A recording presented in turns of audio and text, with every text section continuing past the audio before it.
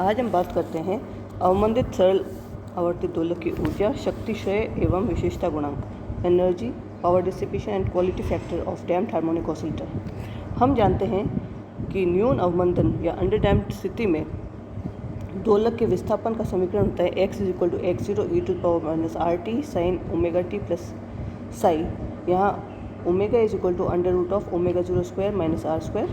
गतिज ऊर्जा kinetic energy होती है जब t के सापेक्ष अवकलन करने पर दोलक का वेग प्राप्त किया जा सकता है। dx/dt = x0 e⁻rt in brackets omega cos omega t plus psi minus r sin omega t plus psi.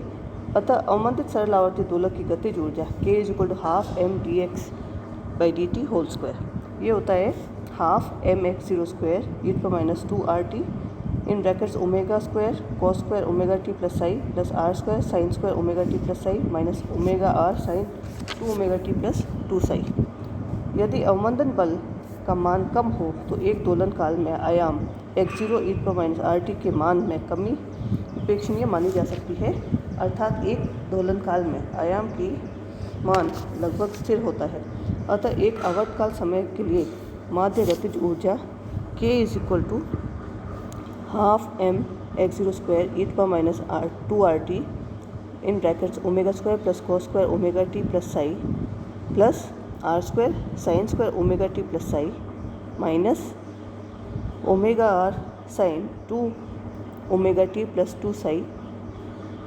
हम जानते हैं कि एक आवर्तकाल के लिए cos स्क्वायर थीटा का एवरेज वैल्यू, ये sin स्क्वायर थीटा का एवरेज वैल्यू = ½ या sin 2 theta = 0।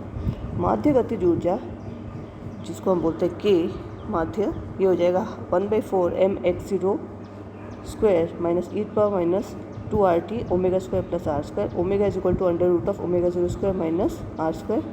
k average value = 1/4 m ओमेगा02 x02 e⁻²rt। अतः दोलक की माध्य गतिज ऊर्जा समय के सापेक्ष चरघातांकी रूप से कम होती है।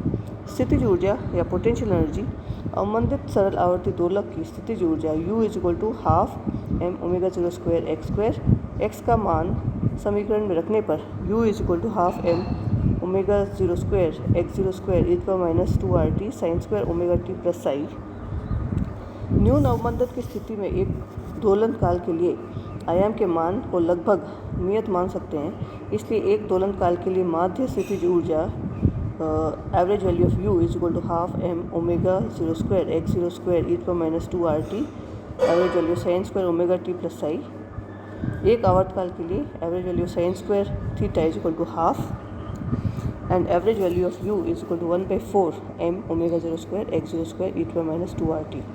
समीकरण से यह प्रदर्शित होता है कि न्यू अवमंदन की स्थिति में अवमंदित दोलक की माध्य गतिज ऊर्जा तथा स्थितिज ऊर्जाएं बराबर होती हैं। कुल ऊर्जा या टोटल एनर्जी की हम बात करते हैं तो एक दोलक काल में दोलक की कुल ऊर्जा average value of E = average value of k plus average value of u। So this is = 1/4 m ओमेगा02 x02 e⁻²rt plus 1/4 m ओमेगा02 x02 e⁻²rt = 1/2 m ओमेगा02 x02 e⁻²rt।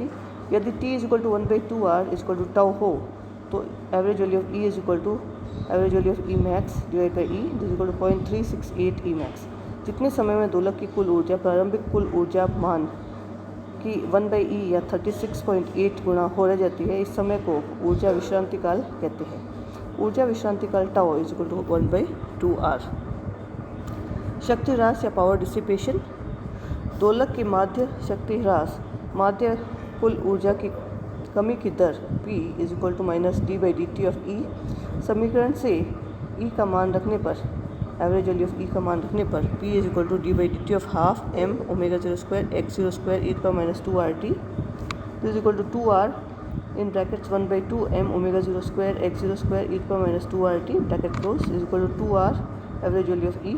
परंतु विश्रांति काल tau = 1/2r, p = average value of E divide by tau. समीकरण से यह स्पष्ट है कि एक दोलन काल में औसत शक्ति ह्रास माध्य कुल ऊर्जा के 1/टाउ गुणा के बराबर होती है, अतः दोलक की शक्ति ह्रास अवमंदन नियतांक के व्युत्क्रमानुपाती या अनुक्रमानुपाती तथा विश्रांति काल के व्युत्क्रमानुपाती होती है। दोलन तंत्र में अवमंदन बल के कारण होने वाली ऊर्जा की हानि प्रायः ऊष्मा के रूप में प्रकट होती है। अब हम बात करते हैं विशेषता गुणांक की। विशेषता गुणांक किसी दोलक की ऊर्जा ह्रास का दर सापेक्ष ऊर्जा संग्रहण की क्षमता को विशेषता गुणांक Q से व्यक्त किया जाता है। किसी दोलक के तंत्र की विशेषता गुणांक Q दोलक द्वारा एक आवर्तकाल में संग्रहित माध्य ऊर्जा एवं माध्य ऊर्जा हानि के अनुपात को 2π गुणे से बराबर होता है, अर्थात Q = 2π संग्रहित माध्य ऊर्जा डिवाइड बाई एक आवर्तकाल में माध्य ऊर्जा की हानि। Q = 2π average value of E divide by T average value of P।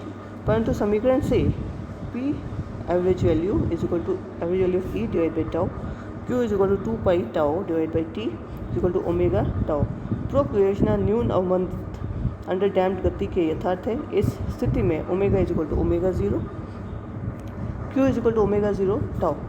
यह व्यंजक अवमंदित सरल आवर्ती दोलक की विशेषता गुणांक को व्यक्त करता है, अर्थात किसी अवमंदित दोलक के अवमंदन बल के मन में कमी होने से टाउ तथा Q दोनों की मान में वृद्धि होती है। नगण्य अवमंदन बल R = 0 के लिए दोलक की विश्रांति काल तथा विशेषता गुणांक दोनों ही अनंत के बराबर हो जाते हैं।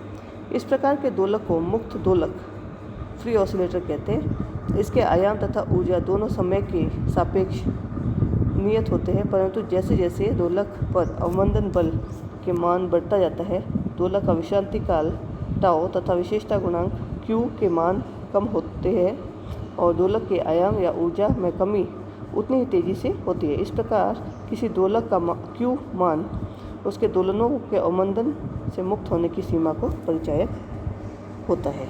धन्यवाद।